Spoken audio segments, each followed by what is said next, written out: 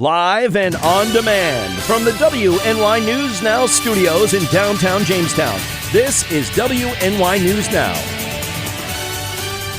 And thanks for joining us for WNY News Now on this Monday. I'm Justin Gould. And I'm Matt Hummel. Happening now, a Jamestown woman sustains injuries in a vehicle accident. Plus, a Lakewood woman says she might be interested in filling the seat that will be vacated by New York State Senator Cathy Young.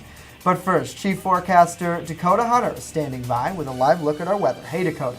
Hey, Jay and Matt, and happy Monday. We made it through another weekend, and now we got to get back into the grind of getting back to work. But at least we got 16 more days to go on the calendar until spring, and yeah, we're going to be keeping our eyes on that because we've got still some cold weather yet to go. First Defense Doppler, again, we'll zoom right into the southern tier. We've had a few little light snow flurries coming through. All in all, this isn't a big deal. I think less than a half an inch of any more snow accumulation today, if even that. That's going to be about it for the remainder of the day today. And man, it was a chilly morning. We bottomed out at 12 officially this morning at 8 a.m. That was the low this morning. And yeah, we're going to be keeping our eyes on this as well because it's going to be even colder the next few days. As we go hour by hour, temperatures will struggle to be into the 20s. We're projecting 21 or 22 as the forecasted high, but again, we should be near 39 degrees this time of the year, just to give you a reference of how cold we're going to be. But at least we'll see a few peaks of sunshine in between the snow flurries. We'll time out the next snow chance that comes in the middle of the week, plus maybe some signs of spring in that Brotherhood Property Maintenance 7-day a little bit later on in the show. Jay and Matt.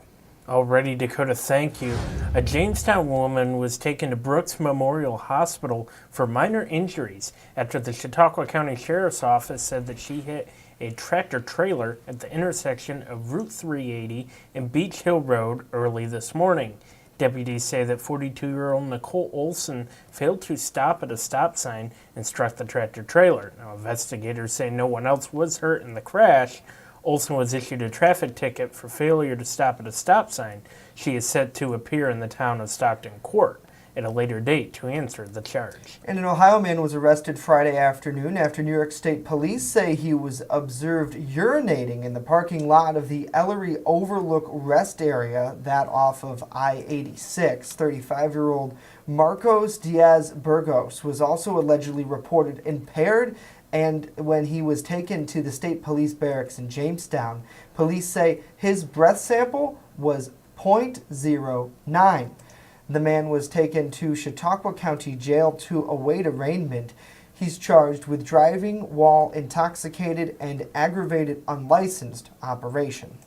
A Lakewood woman and former Democratic leader of the Chautauqua County Legislature announced on Friday that she is considering a run for the open New York State Senate seat that will be vacated by Senator Cathy Young. Nancy Barger, who most recently served in the Chautauqua County Legislature, today spoke with us on the phone, and she says that there are still so many unknowns in this race. She is simply throwing her hat in the ring, letting Democratic leadership know she is a qualified and interested candidate. There are many unknowns going into what we do not know, at least I don't this morning, whether this would be a special election called by the governor or it would be on the November ballot. And because of this, it's difficult to say where this Senate story is going. Senator Young has been everywhere, the Senate district. I think there's no one who would say she hasn't been attentive to her constituents. And I congratulate her on finding a great fit, what sounds like a wonderful association with Cornell, a great learning institution. And so that has to be something that she really looks forward to. And it's grueling to be a representative in the New York State Legislature from the counties that are the furthest west in the state. It's grueling. I mean, just campaigning in those parts is very challenging. Now, in 1992, Barger narrowly lost in a state Senate bid. She also ran unsuccessfully in 1984 and 2005. Now, in 2010, Barger also lost to Assemblyman Andy Goodell. Barger, for the last 5 years, has pushed to save a Civil War memorial in Little Valley. She also previously pushed for the cleanup of county tire dumps and the ban on smoking in public places. Well, happy Monday to you, Matt. Thank you. Thank you all so much for joining us here on a day that I think Mr. Sun, he is back in full force, certainly. Happy Monday to you, June. Thank you so much for joining us. It looks like Randy is here as well. Hello to you. David, another manic Monday. I completely agree with that. I feel like Mondays are made to be a little manic, until you get that coffee flowing. It looks like Josh is joining us, Donna, Lisa, Victoria, and Wendy, another one of our top fans as well here. Thank you so much for all of you for joining us. Certainly Senator Young's story last week, I think that was in John Schultz Weekend Review that aired Saturday. I think that was the top story, if I'm not mistaken. It's pretty close. It was in the top five. Definitely. So certainly, huge news that I think is continuing for the next couple of weeks is that Circus really continues to find a candidate. And I think a lot of people are interested in it because Senator Young had such a big impact. Absolutely. And one thing that I noticed this morning, and again, it goes to what we talked about on Friday. Yeah. You could sense, from speaking to Barger, that she recognized that there were Young's efforts in reaching out to the whole district. Right. And it came down to more than just party. Right. So now, how do we fill that spot? Right, exactly. And I think that everyone right now is sort of tossing their hat in the ring, those who are interested saying, hey, I'm interested in, you're raising your hand. Obviously, it'd be up to Governor Cuomo as to what they do, whether they call the special election or not. Dave Wolfong, the county Republican chairman, he's pretty confident that they're going to call a special election. And then it'll be up to the parties in the 3 counties that are affected as to who they want their candidate to be. So certainly very interesting nevertheless. Checking in with Phil. What's up, Phil? Another one of our top fans. Thank you so much for joining us and being here with us. We have so much more to tell you about today. Coming up, Congressman Tom Reed is proposing a change that would require a congressional vote on national emergencies. But first, a former Jamestown resident and current Alabama native describes her experience as a series of deadly storms ripped through the South. Speaking of which, Dakota. Hi, and yes, the high temperature yesterday was 26 degrees. That is well below the average. We should be near 40 this time of the year, and yeah, we've got more cold on the way. News Now at Noon continues in just a minute. Don't go away.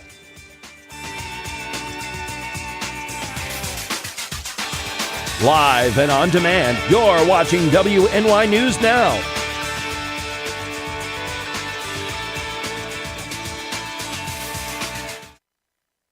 Family is so important to Michael and I. Both of our families attend this church. So March 15th is going to be a night that, we're welcoming people. It's not church. It's a family night, we're calling it. It's fun. We're going to have activities for the children. We're going to have music. We're going to have refreshments. There's something for everyone. All the churches that I've ever been in, I've been in church since I was a little baby, all the way up until now. This church has the most love in it that I've ever experienced. So like our Facebook page, New Hope Church on Facebook. We also have a website, yeah. newhopejamestown.com.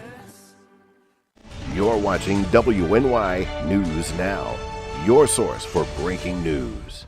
When I'm streaming and I'm talking to my community, we have that literally split-second interaction. If somebody says hello, I say hello right back immediately, and it kind of creates that connection. Because my subscribers and my followers, we pretty much go by Re-Ups Army. All the hate and everything that goes around, that's kind of our mission statement is just be positive and enjoy each other's time. It's more or less just trying to use the internet in a positive way. We all from around the world get to connect on the same level, which is, we all love video games. Mixer.com/Re-Up. I'm live every single day, 8 p.m. And happening now, a former Jamestown resident is counting her blessings after her encounter with a tornado Sunday in Alabama.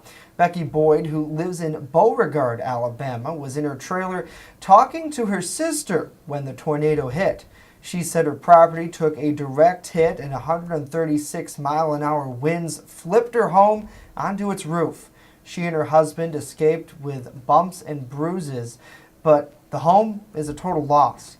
She said the experience is one that she doesn't want on her bucket list and that she's grateful that she survived.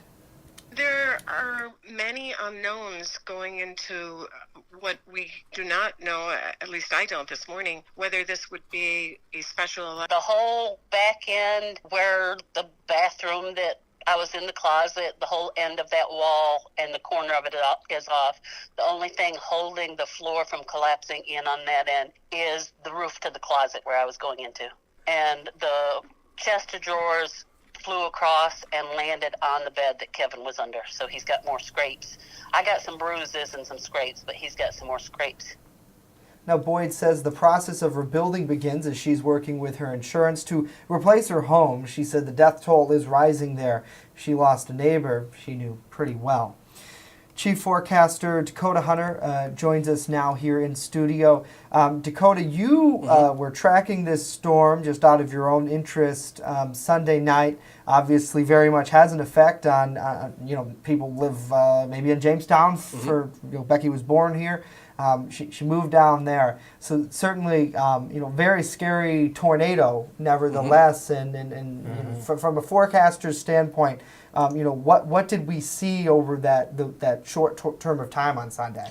Well, what we've seen from it was definitely a lot of damage that came from this. I just seen where the Weather Service in Birmingham, which serves that area of Alabama, says that they are going to be sending out more survey teams this morning. Based on the images that they saw yesterday, they already said this has got to be at least an EF3 based on the images that they seen coming in. And I got to say, I think on a forecast standpoint, this event was nailed. The Storm Prediction Center did a great job with that risk area that they put South Alabama in. The tornado warnings from the Weather Service offices in Birmingham, Mobile, they were just timely and on the money. And this event was well forecast. There was a lot of lead time with these tornado warnings. And I don't know if we can take my camera for a second. I'll show you that this is a product that I show on the air sometimes during severe weather coverage. That is the CC product that comes off the NexRad, and that spot I circled right there is tornado debris that is being lofted. And whenever we have that on radar, that basically means we have a confirmed tornado. And I think what happened there is a great indication why you can't stay in mobile homes during tornadoes. Yeah. They're not safe. That is why when tornado watches are issued, you need to find more substantial shelter. And again, I'm not throwing her under the bus, but I am saying that is why you need to respect the watches and the warnings. And if you live in mobile homes, you need to get out and find more substantial shelter. Now, did you see, Dakota, that sign that went like 20 miles down the road? I don't know if you saw on Twitter, but somebody... I had so much traffic coming in, it was just... Yeah. Well, somebody tweeted how there was a sign that went 20 miles really? down the road. Right. Yeah, from Alabama the into Georgia. winds certainly are real powerful and very, very dangerous.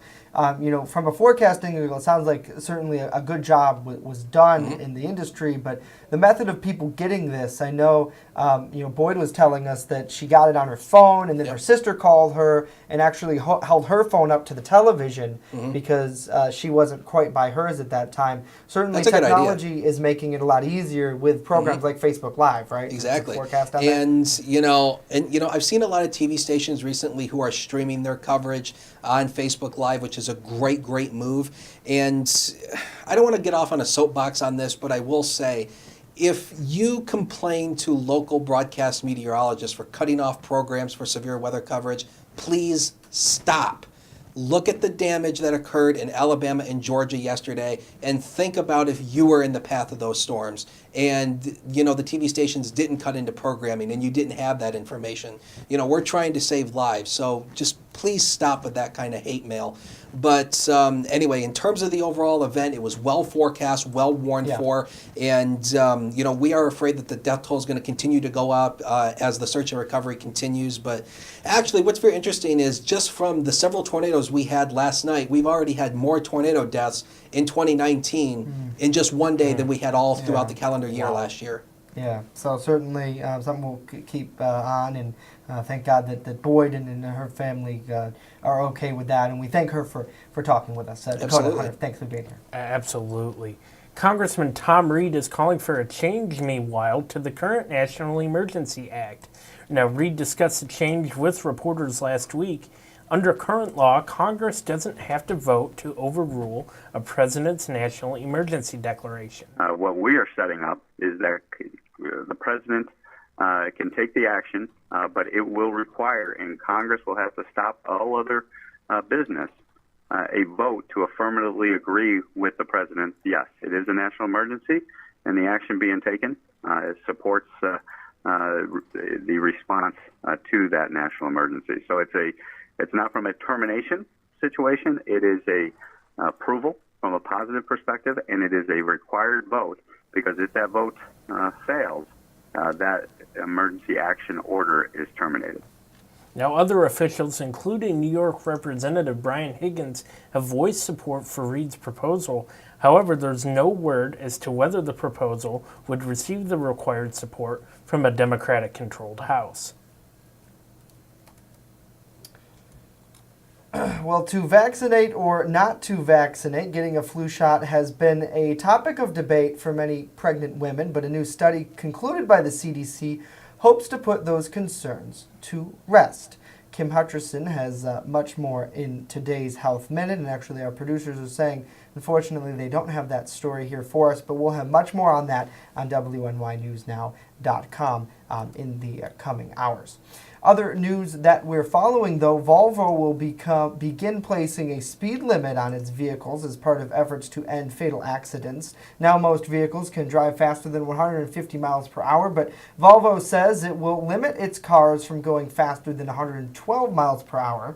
The automaker's CEO says the plan won't end all fatal accidents. It is an important step, though, in Volvo's goal to have no deaths or serious injuries in its new vehicles by 2020. The automaker also plans to look at other ways to address driver behavior to prevent accidents. For example, the automaker says it will unveil plans for technology intended to prevent drunk driving or distracted driving later this month.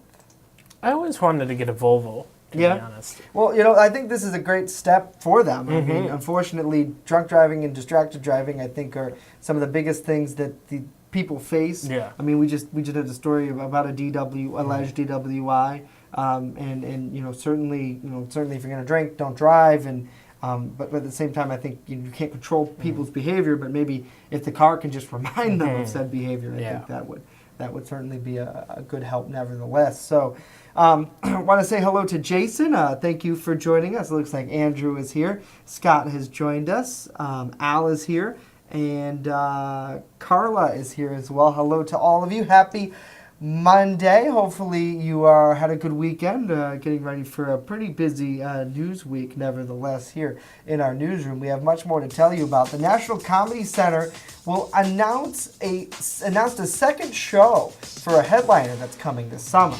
Well, first, Chief Forecaster Dakota Hunter has a live look at that Brotherhood Property Maintenance First Defense weather as News Now continues.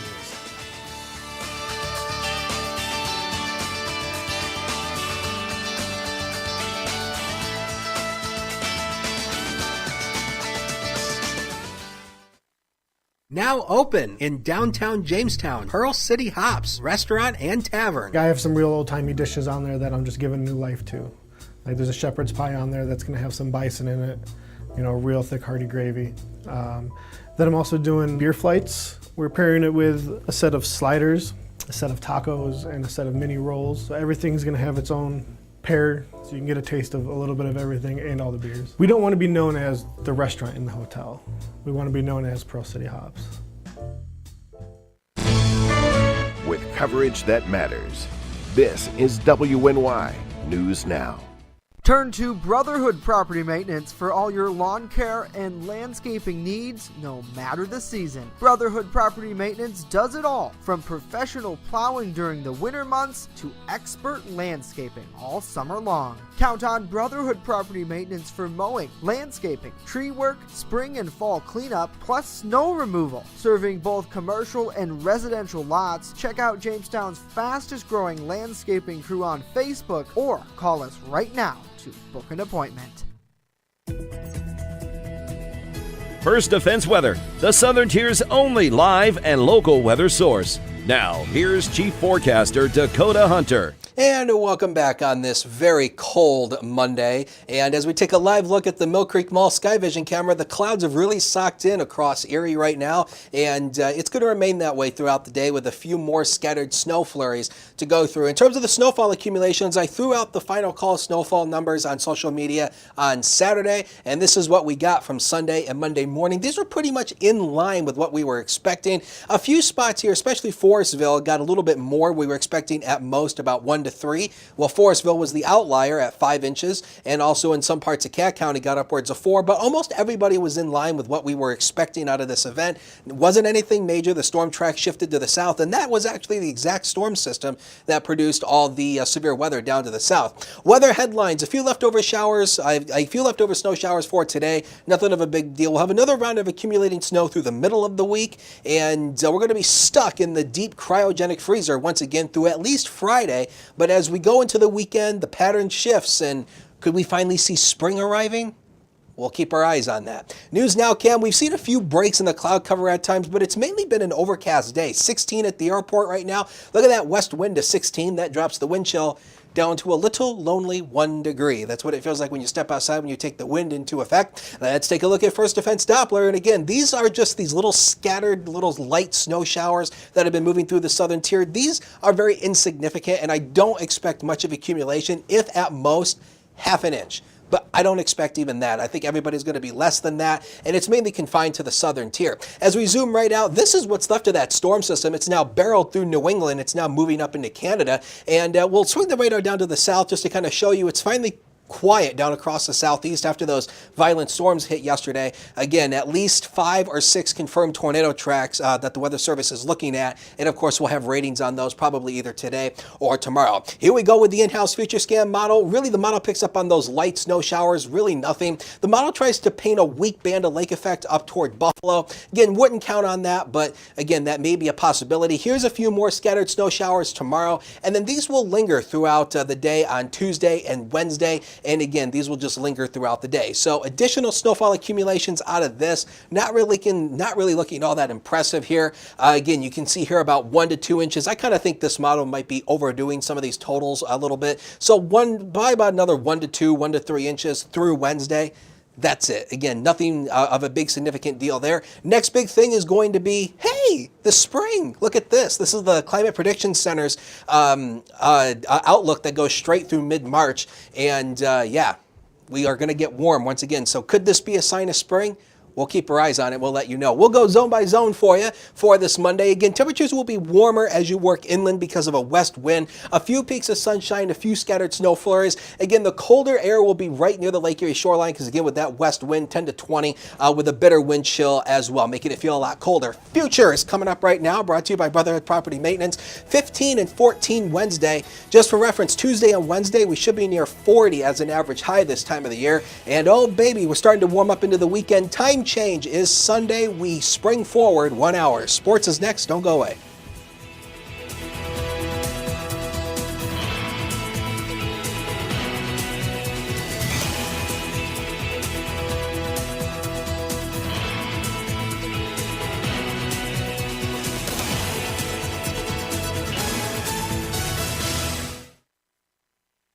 EagleZip.com is your local one-stop shop for all of your home and business computer needs. Located on Fluvan Avenue Extension, just outside of Jamestown, EagleZip.com sells and services all brands of desktops and laptops, as well as servers and network equipment for your business. All new computer sales include transferring your data from your old computer, plus a 2-year warranty. Call EagleZip.com today. Stop by EagleZip.com today and let us make computers easy for you.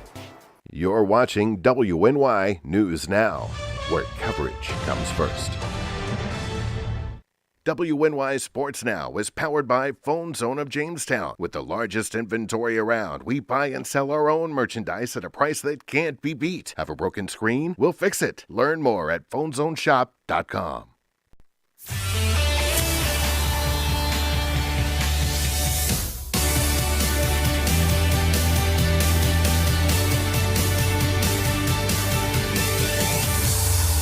Happy Manic Monday, sports fans, and welcome back to WNY News Now. I'm Norm Rodriguez with a look at sports. with their 57-48 victory over the Forestville Hornets on Friday night in the Section 6 Class D Finals. The Panama Panthers varsity boys basketball team advanced to the NYSPHSAA Class D Boys Basketball Championships. Earning a bye week in the sub-regionals, their first game in the Class D Championships will be in the regionals on Saturday night at 6:30, with their opponent still to be determined. The game will take place at Rush Henrietta High School. The Jamestown Jackals extended their winning streak to 3 games after defeating the Albany Patroons 116-99 on Sunday. D'Angelo Stewart scored a game-high 25 for Jamestown, drilling 5 3-pointers. Troy Taylor finished with a triple-double of 10 points, 12 rebounds, and 10 assists.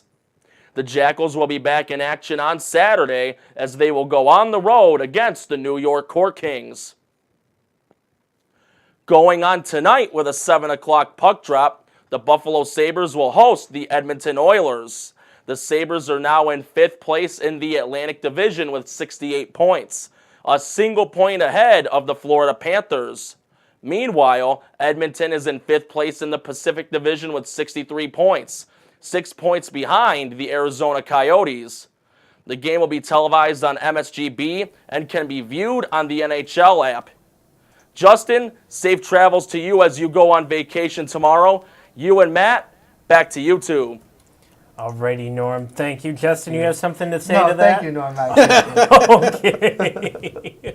Well, I've got something to say, and that's that the National Comedy Center announced this morning that they've added a second show for Lucille Ball Comedy Fest headliner Sebastian Maniscalco. His second show will be on Saturday, August 10th at 5:30 p.m. Tickets for the performance will go on pre-sale for NCC members Wednesday at noon and on sale to the public on Friday at noon. That at www.comedycenter.org. Maniscalco is a comedian, actor, and best-selling author. And this year, he'll be starring in the movie The Irishman. That will also have Robert De Niro, Al Pacino, and one of my personal favorites, Joe Pesci. Everybody loves Joe Pesci, Matt. How can you not? Wow, Lethal Weapon comes to mind right away. Hello. So, Dakota, I think you're a best-selling author too, right? Yes, but didn't Joe Pesci play not Merv in Home Alone, the other one? Harry. Norm says he played Harry. He did? Yeah. See, and that's okay, so I am right in that assumption. That's the thing about our Norm Rodriguez, too. I mean, I could pull up, or I could say some random line from a movie in 1975, and Norm just, boop, right there. He knows exactly who it is. He's like me. He has a mindset that is set back in the 60s, 70s, 80s. Well, you were born in the 1830s, so yeah, well, that's you've true. seen a lot. That's true. I mean, speaking of seeing a lot, final check of our forecast. Yeah, absolutely. Tonight we've got, oh, there it goes. There we go. A few straggling snowflakes through the evening. The computer's just like, I still want an extended weekend. Yeah, and here comes the Brotherhood Property Maintenance 7-day again. Look at that. Teens for highs. We should be near 40 this time of the year. We're not going to see anything near that until the weekend. Time change occurs Sunday.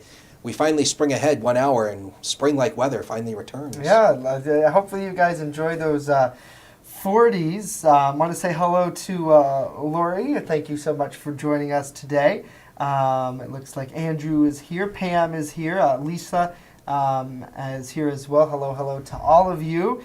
As you may know, I am taking a break for about a week. So, Matt, you are in charge.